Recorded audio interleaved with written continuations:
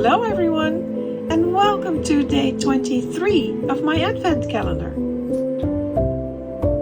And today I'm going to be working with this stuff. And this is just your ordinary garden twine made of jute. And I like the natural color and structure of the fibers.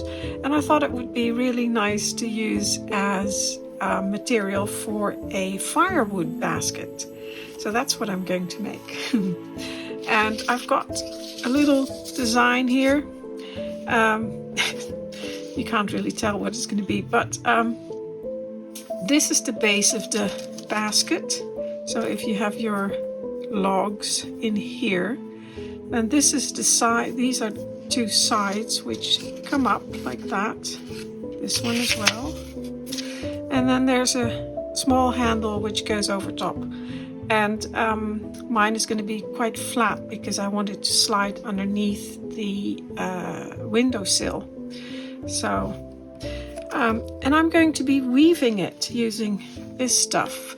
And for that I need some of these things.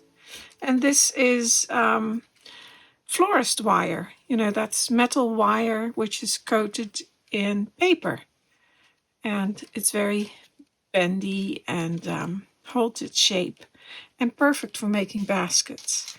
So I've got a few different thicknesses, or actually two different thicknesses.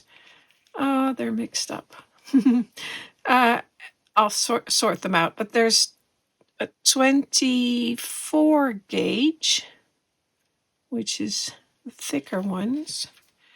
And I'll be using those to make the sides and the handle. And then there's 26 gauge, and that I'll be using as the base for the weaving. So, let me set that up. Sort those out first. Right, I've sorted them. And there's not much difference with the smaller ones, so if you only have one size, then just use one size, that's fine. For the frame you'll need 6 of these lengths, and they're about 36 centimeters long or 35 centimeters, something like that. And so I've got 6 here, and I'll take those 6 and we'll leave the ends free. So I'll take them all together and twist them a little bit like that. And then split them up in 2, so 3 on each side, like that.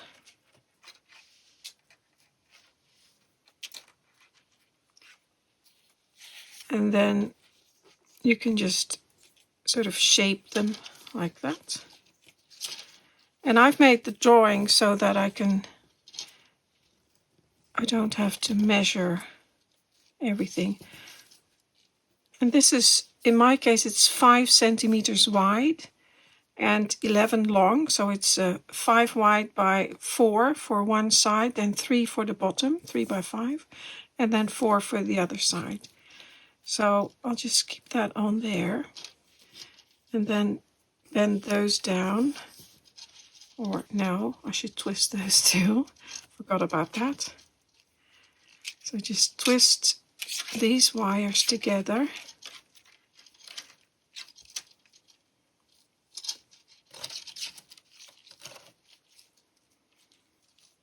And you don't have to do it all the way to the end, because when we get here, we'll twist those together as well when we're finished. So that one, and now same for this one. You can do this with pliers if you want, if it's easier to hold on to. There. Now we can do that. So put that in the center.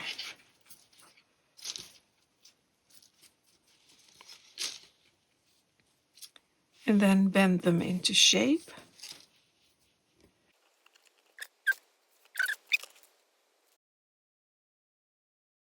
And then you have the basic shape of the frame. To create the warp on which I'll be weaving later, I tied 19 pieces, you need an uneven number here, of florist wire to the top of the frame and spaced them out over the full width. Now here I twisted the wire together, but later I realized I should have just wrapped them twice around the top, as I did on the bottom end of the piece, and that would have made weaving the first few rows a lot easier. I've twisted them all on there, and I used some pliers to tighten them a little bit. And now I'm going to paint them because, of course, these are green, and if you're going to weave it with this, the green is going to show through. So I've got some acrylic paint, which is the same or a similar color, and I'll just paint the whole thing.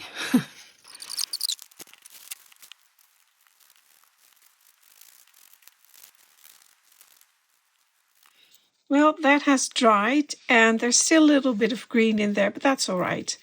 I don't think it will show. And now we can start weaving.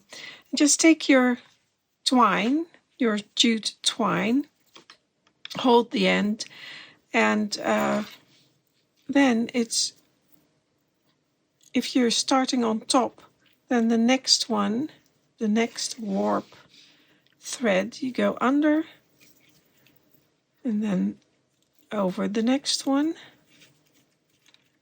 you start at the top,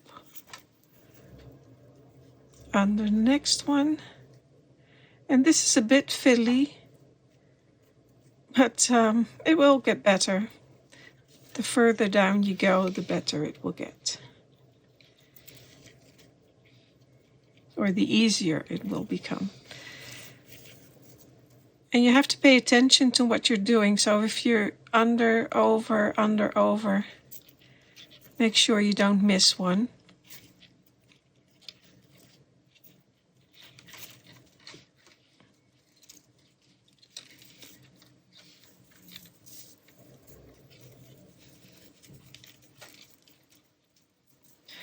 And then when you finish the first row, I haven't yet, but I'll show you what you have to do.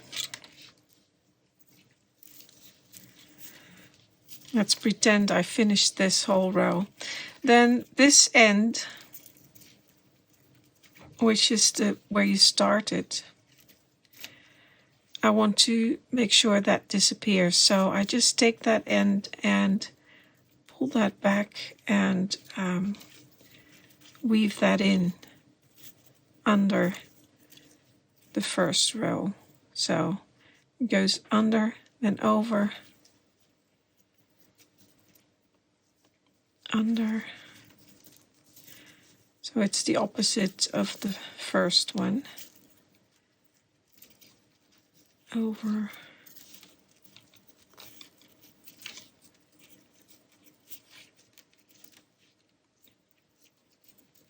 under, over. And it doesn't have to go all the way. You can cut it off at one point. Oh, missed one. See, it's easy to miss one, but make sure you don't.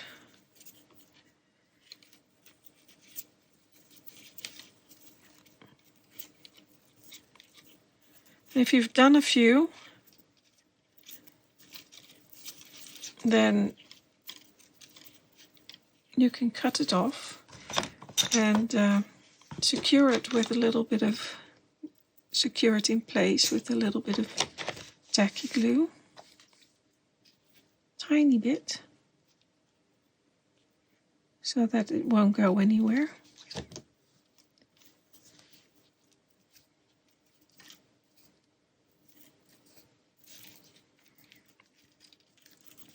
And just continue weaving. And try to make it even. When you get to this part, and it is very fiddly, like I said, the first 2 rows or 3 rows are really, really fiddly. it will get better. And it's also because of those twisted parts, the rope, the twine gets stuck, and yeah, it's fiddly. But when you get to this part where we tucked in that end bit, the thread that's going back, so this one, the one you're working with, is going in the same direction as the thread you tucked in there. So, and it's just that little bit there. So, and the rest of the weave, it's going to be the opposite again.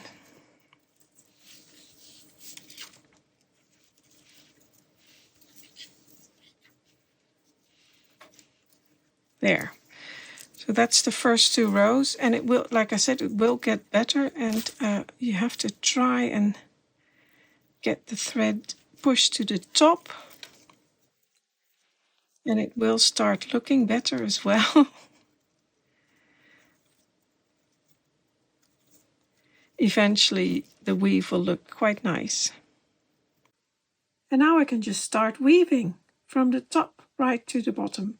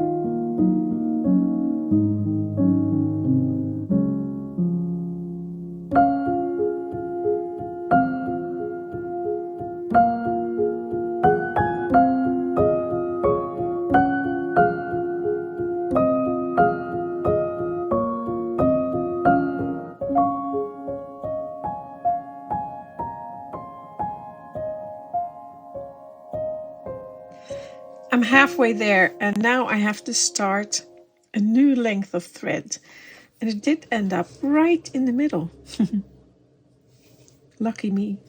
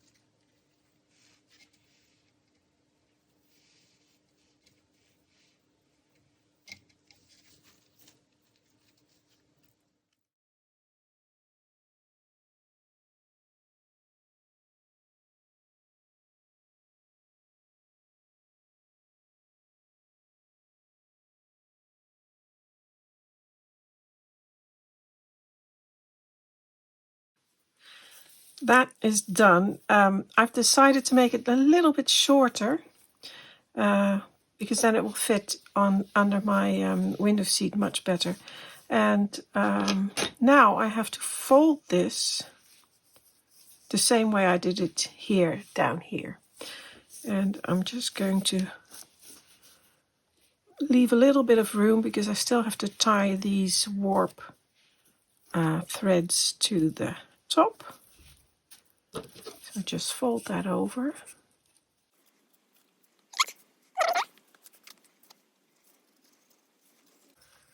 And then in the middle, twist them together.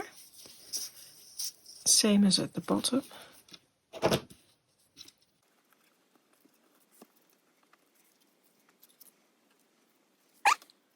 And now that that's finished, just fold over these ends like that over the top. I've done a few on this side already. And then I should have done this at the other side as well. I think it's better and easier, but I didn't. I'm not going to do it again. But I'll show you here. I think the better thing to do, better than twisting them together, is just to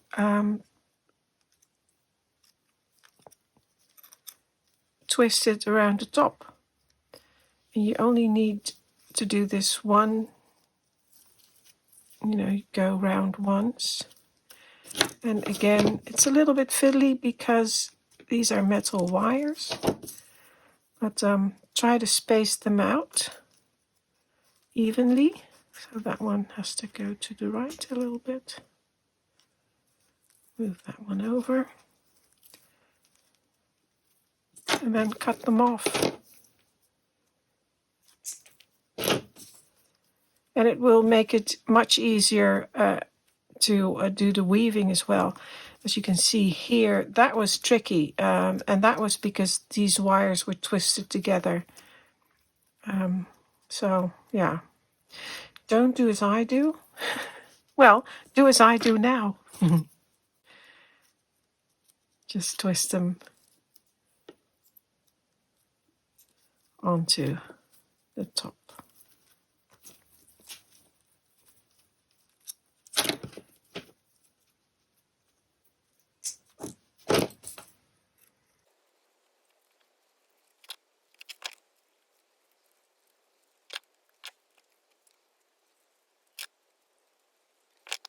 That's tied together. And now I have to weave the last 2 or 3 rows in there. And that's going to be a little bit tricky.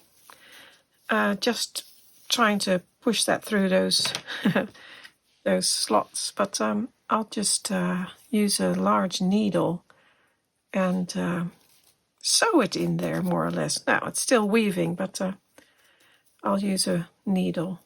The only thing is, and you can see it happening here already, that when you pull the thread past these warp threads, it will tend to curl up like that. And that's because it's a twisted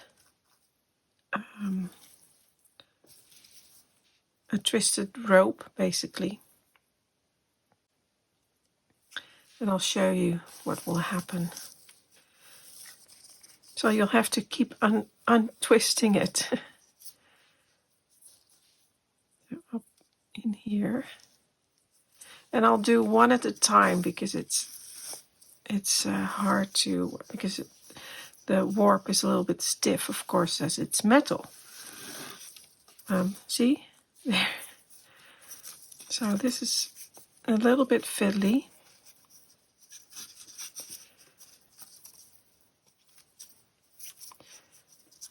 But it's, thank goodness, it's only 2 rows or 3 rows to do that. And then twist it back and do the next one.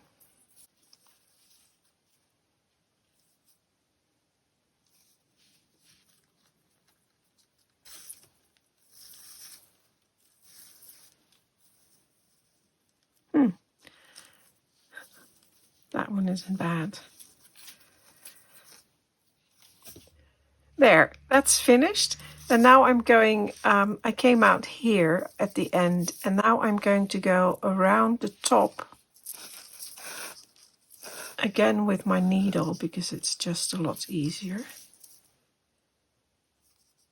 And go up to the center.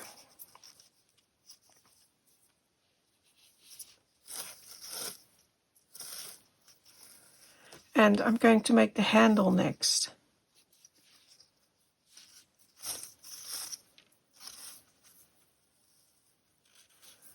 Right, so now I'm in the center. And now the first thing I have to do is fold it up to the shape I would like it in to be, where I would like it to be in. So then I can determine how big the handle needs to be.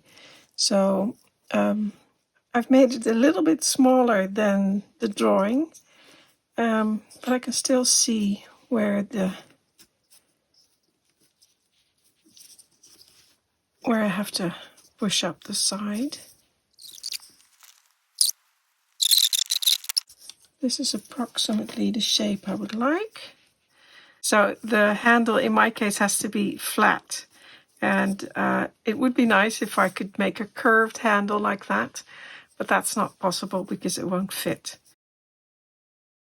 So the idea is that you take both of them, and I can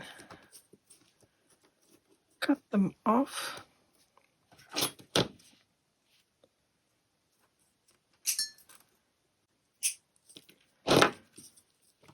And then I'm going to twist those together to form the handle.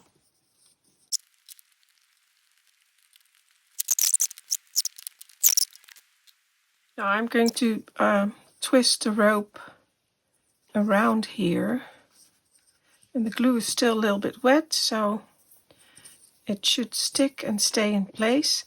And we'll go around here, then do the sides here, and then go back and do the other side.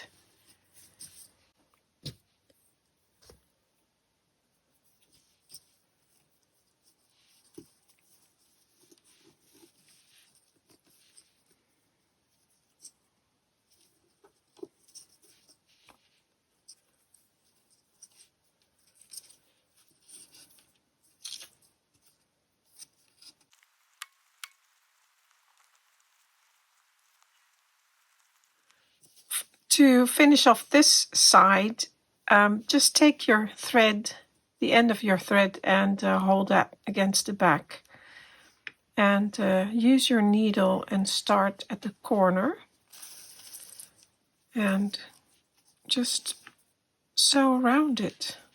And then, of course, include the bit of thread in the back as well, so that you won't be able to see it once it's finished.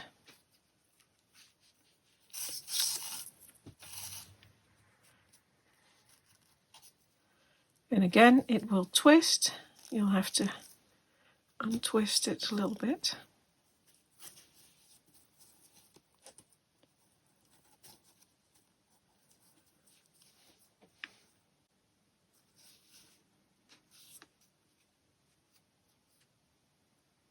And just go around the top like that.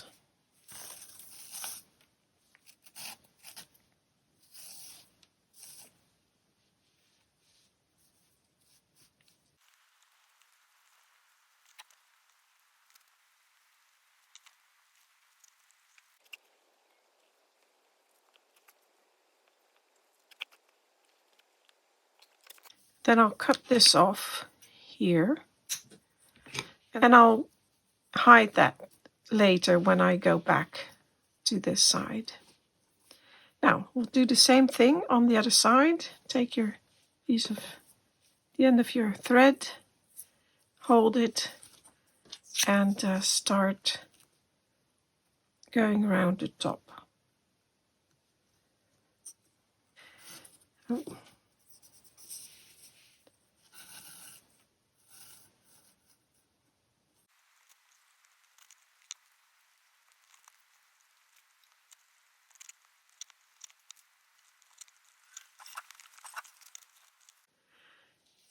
I've finished both sides, and now I'm just going to make a little V stitch here, and then I'll continue with the handle. So I just one stitch here in the center.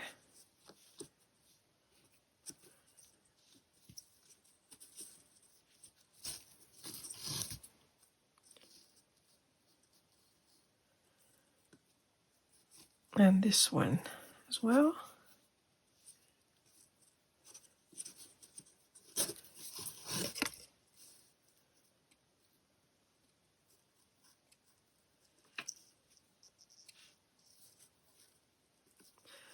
And then I'll just twist it around the handle and make it look nice. And you can put a little bit of glue on there just to keep it steady, maybe on the bottom. And this is the bit of thread that came from this side, so you'll have to include that.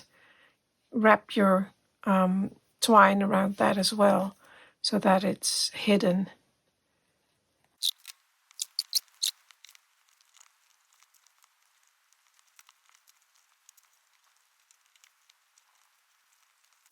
And then just take your thread to the end on the back and repeat the process of going around the edge with your twine. And then you're almost finished. And make sure that you include the twine in your wrapping, so you're hiding it.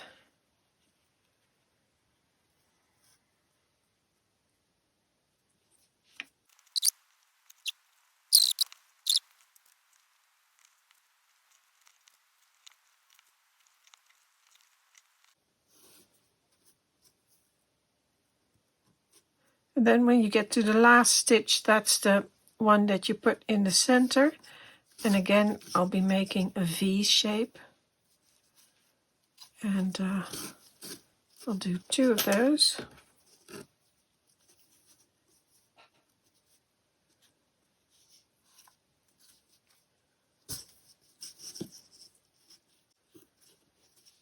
And that's the last stitch. And you'll just have to go in at the back and try to get your needle back there.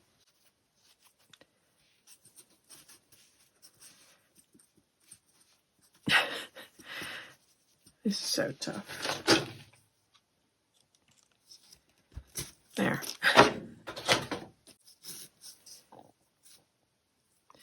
There we've got a lovely V again. And now try to hide your thread by sticking it into the back. And just like I did before, like that. So you won't be able to see it in the front. Just pull it, because this is tough to pull through. There. And then you can cut it off.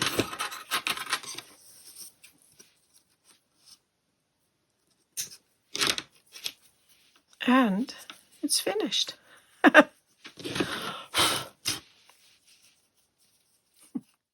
Now, some logs. And as you may remember from my fire making video, I got quite a lot of logs. So now I can stack them in the basket.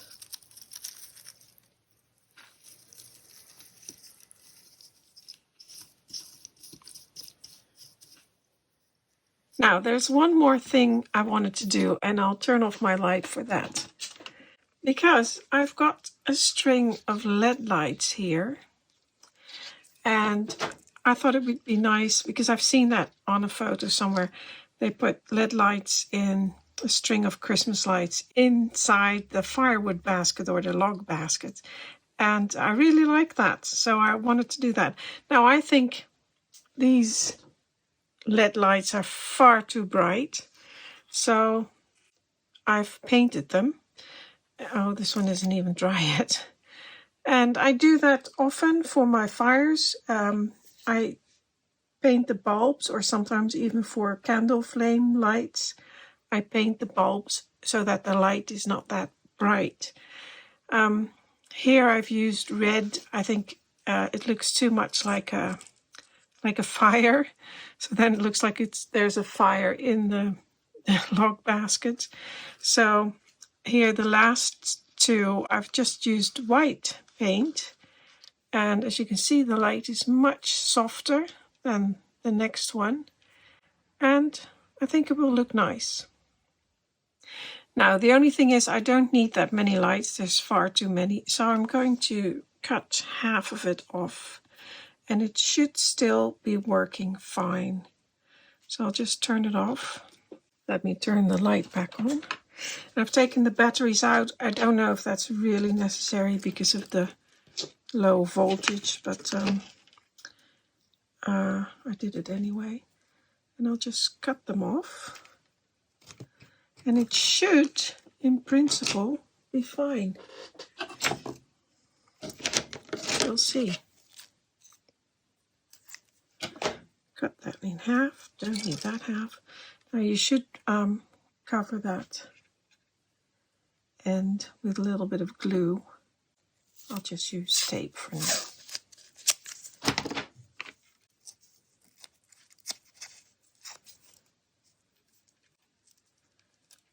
There. Put the batteries back in.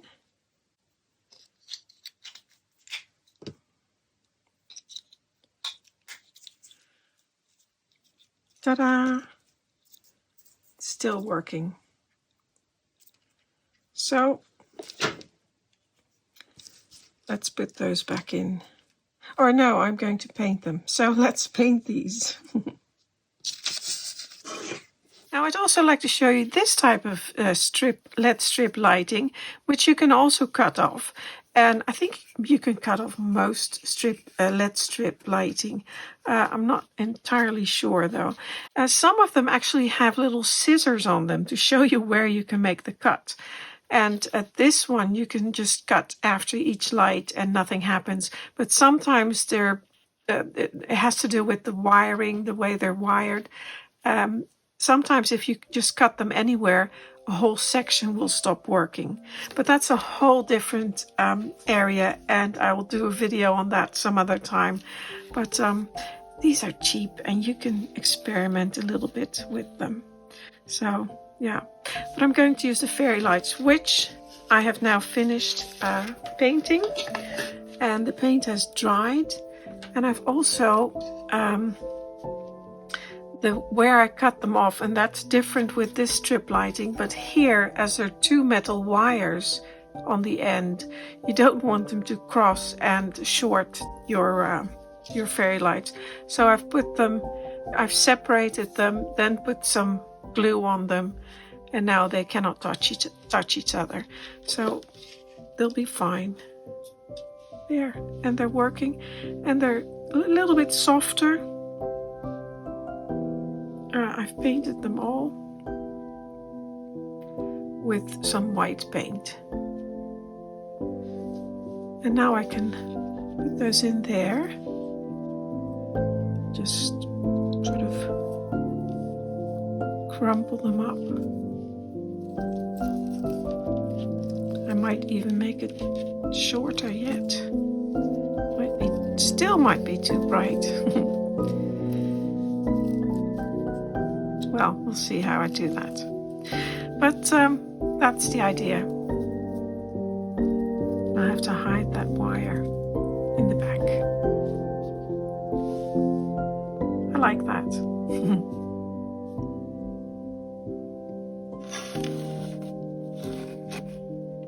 Put it up there.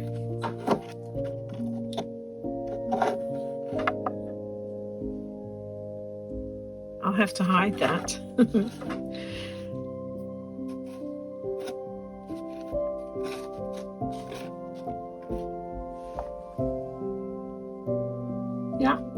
like it?